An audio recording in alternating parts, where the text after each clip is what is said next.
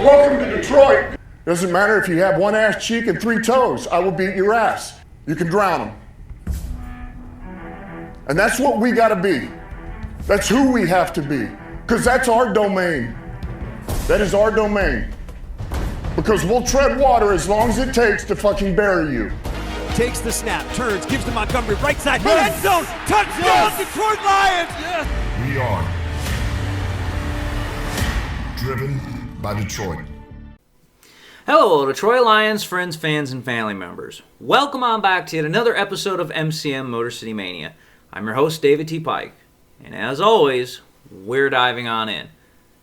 So, I'll just tell you something here, everybody. If there's one thing that the Detroit Lions have gotten really damn good at doing over the last couple of years, and I mean really damn good at doing, is that they have made a habit of absolutely embarrassing the ever-living hell out of the NFL by constantly outsmarting them in one facet or another, year after year. And you have to honestly think about it. This is a team, an organization, that for the longest time, being smart, being able to be considered one of the best, being able to be a trendsetter, being able to be called somebody that, other teams want to copy or emulate, never once came up in the conversation. But yet, the way that the Lions are now, that actually applies 100%. Because teams are doing it. Teams are absolutely saying it about the Lions. They're smart. They're a well-run organization. Teams are trying to emulate them. Teams are trying to copy them. Teams are trying to get a little piece of what is the Detroit Lions. And the thing about it is that the Lions have done this over the years in several different ways. Outsmarting the NFL, that is. They have outsmarted the NFL in 3 main ways over the last 5 years. The first way that they've primarily outsmarted the NFL is through how they've drafted players. Let's understand something here. Every stinking year, going back to 2021, when Brad Holmes and Dan Campbell first arrived on the scene, the Detroit Lions have made it a point of fact that they do not give a damn. They do not care what outside opinion writers have to say. They do not give a care about what analysts say. They do not care what other people think in regards to who they think they should bring in. Their drafting process, their selection process, who they bring in, who they show interest in, it is entirely their own. It is 100% unique. And there's no way in hell anybody is going to be able to tell them otherwise about who they should go after. Now, that's not to say that sometimes the analyst writers or the opinion makers, they don't absolutely get it right, or sometimes they wind up being in, lockstep with what the Lions are planning on doing. Because they've done that a couple of times. Not often, but it has happened. But think about how many times over the last 5 years the Lions have drafted players and opinion writers and NFL analysts are just like, wow, I did not think that was what the Lions were going to do. That's not at all what I would have chosen. That's not at all the thought process that we had on the bingo card of what the Lions should have actually done. Because many of these thought people, opinion writers, analysts, whatever, they have said over countless years what they think the Lions should do. Oh, you know what? The Lions should draft a quarterback. Oh, you know what? The Lions should draft an edge. Oh, you know what? The Lions should do this. The Lions should do that. And I would say 85 to 90% of the time, the Lions wind up saying, you know what? Thanks for your thoughts. Thanks for your opinions, but we're going to go in this direction. I mean, we've seen it done consistently with many top-end draft picks over the last couple of years. Jahmyr Gibbs, Jack Campbell, Tyleik Williams, just to name a few. And so far, those picks and many others have proven to be massive hits in what the Lions have gotten from those players and how they've provided for the team in one way or another. And those players, as Campbell calls it, and is how, Holmes has also called it, they make up the core, they make up the backbone of what this actual team is. Because those players are exactly the types of players that the Lions are looking for. Sometimes it's not all about talent with the Lions. Sometimes it's about character. Sometimes it's about culture. That's what's more important than just, are they the most talented player that's available? They don't give a damn necessarily about, okay, what's the talent level at? Because in their eyes, it's like, hey, we might not draft the most talented player, but we have a coaching staff, we have a culture, we have an identity where they might not be the most talented right now, but with time, they could be the best in the NFL. And we've seen that come out multiple times. Amon-Ra St. Brown, when he was drafted, 4th round wide receiver. Nobody thought much about him. Now here we are, 4 or 5 years removed, and he's considered a top 5, top 3 wide receiver in the NFL. Nobody would have thought of that when we first drafted him. Think about Kirby Joseph, 3rd round draft pick. Nobody thought he was going to be the superstar that he is right now. That's just what the Lions do. They don't necessarily always go after the top-end draft picks in terms of talent. They go after who fits them, and then they will take the rest of it from there. Now, the Lions have not only done this ability of outsmarting the NFL, not only through how they've selected players in the draft. Oh, no. They've done it in other ways as well. Because the Lions have shown in many ways that they know how to prove the NFL wrong. Let's just call it for what it is. They've made a living out of doing it. And they're continuing to do it again, much to the chagrin of the NFL and many of their analysts. So, other than the drafting process, how else have the Lions embarrassed the NFL by outsmarting them? Well, the second way that the Lions have outsmarted and embarrassed the NFL is due to their process of finding, bringing in, and keeping players, not necessarily draft picks. You have to think about it. The Lions culture is a culture that breeds and, it fosters this idea of, hey, if we bring you in, we are going to give you all the trust and confidence that we have to tell you, hey, not only are you a good player, but you can be a great player for us. And the Lions' process of doing this is unlike anything else you're going to find in the NFL. I don't care what you say. You're not going to find it anywhere else in the NFL. And one way that I can say that is that the Lions have gotten out more from players that they have brought in that other clubs in the NFL would have considered cast-offs, burnouts, maybe they were once good players, but they're no longer anymore.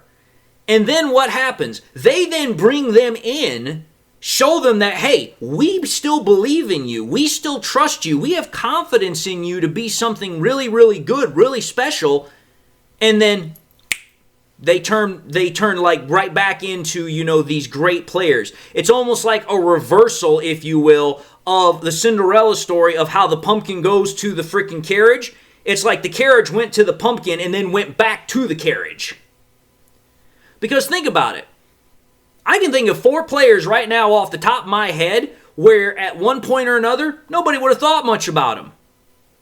I can name them right now. Jared Goff, Amik Robertson, Alex Anzalone, Khalif Raymond. Those are 4 just right off the top of my head I can think of where at one point or another, they were thought of being, hey, you know what? Maybe they were okay players at one point. Maybe they were good or great players at one point. But they're not anymore. They're just coming to Detroit because Detroit can't find anybody better. Now, look at where they are. Jared Goff, top 5 quarterback in the NFL. Amik Robertson, considered one of the most underrated, cornerbacks in the NFL. Absolutely feisty as hell. Alex Anzalone, still considered one of the better linebackers in the NFL. Khalif Raymond, one of the best freaking special teams punt and kickoff return men in the NFL. These are players who were viewed as being no longer good or at best might have been role players by many others around the NFL. Yet the Lions brought them in, they cultivated them, they pumped some trust and confidence into them, believed in them, and by doing so they fostered the ground with their rich culture to allow them to grow and become the players with the value that they have become for the Lions. Again, the Lions organization with Brad Holmes, Dan Campbell, Sheila, and also Spielman, all of these people have just absolutely outsmarted the NFL in ridiculous fashion. Because the way that the world works in the NFL, it's kind of like, well, once you've kind of fallen from grace, you're not really going to get another chance. It's kind of like, well, this is what everybody perceives you to be. You're not busting out of that perception. But yet the Lions are like, I don't buy that. Let me see what I can do here. And then, you bring in this player that maybe somewhere else got a bad rap, got a bad shake, and then all of a sudden, oh my God, we didn't think that this was going to happen at all. This completely came out of nowhere. This is just an absolute miracle. No, it's not. It's called, when everybody else does not want to give a player a chance, the Lions look at them for what they truly are as people and say, hey, we don't care what everybody else says about you. We know who you are. We know what you can provide for us. We know you're a good fit for us. You come in, you do the hard work, the rest will take care of itself. That's outsmarting the NFL. That's outsmarting everybody else by saying, hey, you know what? You thought that this player wasn't worth a damn. We just proved to you that they were. And now they're sticking with us and you ain't got a chance of getting them anymore. So yeah, that's what I call outsmarting the NFL.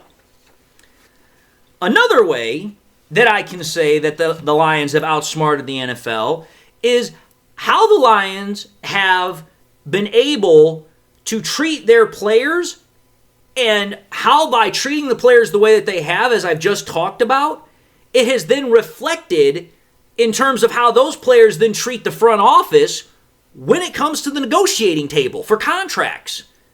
Think about it. The Lions just signed another gargantuan, behemoth, massive contract yesterday with Aiden Hutchinson. Now you think about that contract, and then you consider all the other contracts that the Lions have signed in retaining players that they truly believe in, and how Holmes has negotiated those contracts with those players. And notice how most of those contracts, when they were made, they were not top value contracts. And what I mean by that is market resetting contracts. If you were to take a look at all of the massive contracts that the Lions have signed over the last 4 or 5 years, and you were to take a look at every single one, you would find out really quickly how remarkably team-friendly most of those contracts are, if not all of them. But think about this on top of that. Out of all of those contracts, literally only 2 of them were market resetting contracts where, okay, we are now giving this player the number 1 value contract in the NFL. Every other contract that the Lions have paid out, they're not resetting the market. Think about this. When Jared Goff got paid, it was a 4-year, $212 million contract. Big, big money, but it didn't reset the market. Now where's Jared Goff's contract? It's like the 7th highest value out of all quarterbacks. Bargain deal. Take a look at Aleem McNeil's contract when he signed. It was a 4-year, $97 million contract. It wasn't resetting the market, but it was still a pretty damn good contract. His contract, I think, is ranked 5th out of all interior defensive linemen. Taylor Decker's contract, a 3-year, $60 million contract, that's like maybe in the top 20 out of all tackles. Amon-Ra St. Brown, when he signed his contract, a 4-year, $120 million contract, that was a pretty big contract. His contract's now 7th best in terms of total value out of all wide receivers. Another bargain deal. Even Jameson Williams' most recent contract of 3 years, $80 million. As far as I know, it's like in the top 20 or top 25. Every single one of those contracts I just mentioned, even when they were signed and they were considered these massive deals, by now, even though it's only a couple years removed, they're bargain deals. They're absolutely ridiculously great bargain deals. The only contracts that the Lions have handed out that when they were handed out, they were resetting the market contracts was Penei Sewell's contract, which for a tackle of a 4-year, $112 million contract, that reset the market. Currently, Penei Sewell's contract is the 2nd highest overall contract out of all tackles. The only one higher than him is Tristan Wirfs of the freaking Tampa Bay Buccaneers. And then The only other one on top of that is Kirby Joseph's contract that we handed out, which was a 4-year, $85 million deal, which that deal was surpassed when the Ravens paid out, I think it was $100 million to Kyle Hamilton. But think about that. Even since when those contracts were handed out, they're now not the top they're now not the top market deals. They're not the top market in terms of value contracts. So yeah, while those deals did reset the market when they were signed, they have since been no longer the top value contracts. In fact, out of all of the contracts that Brad Holmes and the Lions have handed out, only one of them, in terms of from way back when they were signed, other than Penei Sewell's, is still within the top 5. And that's Aleem McNeil's. Kirby Joseph's is still too very recent, in my opinion, to kind of have that conversation. If it's still that same way, like 2-3 years from now, okay, different conversation. But let's think about it. Penei Sewell signed his contract, back in 2023? 2024? Okay. Freaking Aleem McNeil signed his in 23, so it's like, okay, there's been a little bit of time since then. Kirby Joseph literally just signed his contract a few months ago? Needs a little bit more time before we have that conversation. But the whole point of the matter is this. Brad Holmes and the Lions have outsmarted the NFL by not only using their culture to bring in players that other teams and other GMs might not have thought much about, and then turn them into these great players, like I said, with Goff, Anzalone, Robertson, and Raymond. But then on top of that, because of the culture that they have fostered, they have been able to get players to say, hey, you know what? I don't need a market resetting contract. I'm fine with, getting a decent level contract. Maybe it's top 5 when I sign it, but I know it's not going to stay that way because the market's constantly changing. And they're fine with that. Because think about this. Consider that one of the biggest determining factors in a team's ability to be a contender is how well they manage their cap space. And a huge part of that is based on your ability to negotiate team-friendly deals. But also know that you have to sign players sooner rather than later if you want to make sure you're not paying that top market value. Well, think about this. The Lions just signed Aiden Hutchinson after 4 or 5 freaking edge rushers just signed their contracts over the course of this offseason. And even though Aiden Hutchinson could have demanded a hell of a lot more money, he's like, no, I'm fine with what I got. $180 million, $141 million guaranteed. That's good with me. He could have absolutely demanded a market resetting contract. He didn't. He's like, hey, I know what I'm worth, but I'm not going to charge you that because I know that in order for this team to be successful, the money has to spread around to everybody. I got what I needed. I got what was good for me. I didn't have to be the highest paid player in the NFL at my position. I didn't even have to be the highest paid player on my own team. I got what I needed, and I'm cool with that. You want to talk about how that thought process could be spread around to the rest of the NFL? It would absolutely make shockwaves. Most players in the NFL are all about, I want more money. You need to pay me more money. And if I don't get it, I'm going to hold out. I'm going to sit in. I'm not going to show up to training camp. I'm not going to do this. I'm not going to do that. We see it every frickin' year. But that's the difference with the Lions. That's how they've outsmarted the rest of the NFL because of how they have made their team. They have built their culture to make it a team-oriented, philosophy rather than it all being about me, what can I get? It's rather about what can I do for everybody else? What can we do to make this team better? That is a thought process that is dangerous in the NFL because most teams now are all about the I. They're all about the me. And that's why teams struggle so much with cap space because it's like, well, we got to pay 3 or 4 players 60-70% of our cap space, and now we're struggling to, build a comprehensive team. The Lions have quite literally, over the last couple of years, let's see, Goff, McNeil, Decker, Amon-Ra St. Brown, Jameson Williams, Kirby Joseph, and they just paid, freaking Aiden Hutchinson. That's like 7-8 different contracts over the last, 3-4 years, and they've still got money. You want to honestly tell me that's just because of, hey, Brad Holmes is just a really good guy? No. It's because of the entire process that I've just talked about. It starts with the culture, it starts with the management, it then goes to the players. The players buy in, they believe in what's being done, and then they reciprocate it on the back end when it comes time to negotiate. That's how the Lions have outsmarted everybody else. And I'm going to tell you this right now. This is the first part of like a 3-part series that I'm about to do where the NFL should be quite literally crapping their pants. Because the Lions are in a place where nobody is going to be able to play ball with them very shortly. Trust me when I say that. It's about to get hot and heavy at Motor City Mania, and the conversation is about to get very, very, for lack of a better word, spooky.